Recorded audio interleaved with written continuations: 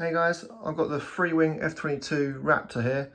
Thought I'd do a quick video for people who are going to be landing and taking off on the grass. So I've been doing loads of touch and goes lately, and the grass airfield has been getting a bit more spongy and softer in the winter. And basically I've had this issue where my nose wheel mount keeps getting loose and ripped out like this. So this is the second time I've actually re-glued this. So the first time I just used some CA actually to bond the mount in. This is the only thing I could really get to get in there with. And what I've found is it just cracks each time.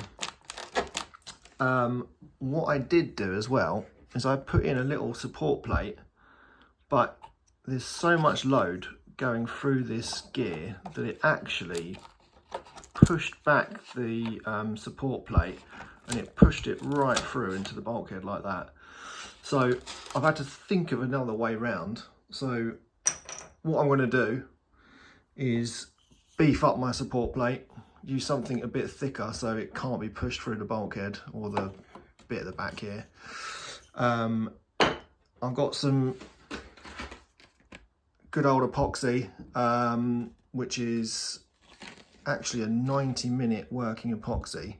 So what I'm going to try and do is get a syringe, heat this up, try and squeeze it through the syringe and see if I can really get underneath this mount, get underneath the side bits as well, and really glue that in solidly. The annoying thing about this mount is that it's actually moulded in, so I can't fully rip it out without trying to cut it away essentially. So yeah, that's why I'm going to try and see if I can heat up the epoxy and syringe it in. I just thought I'll show you the landing gear as well. So if I just put you here. So this is the original gear.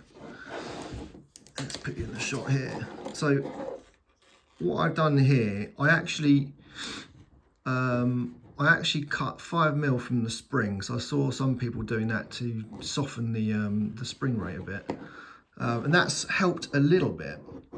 But what I've actually found is that the problem is, if you're having a bump, if you put any forward sort of motion like that, it's not really compressing the spring, it's just pushing the whole unit backwards. And what it seems to do is just put that load, just seems to go straight into the foam.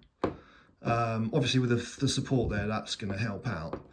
But what I had a quick look at is, or what I did is I've actually ordered an Avanti nose gear, and this gear seems to work really well. I've seen loads of guys fly off the grass with the Avanti, and actually it's pretty much the same length.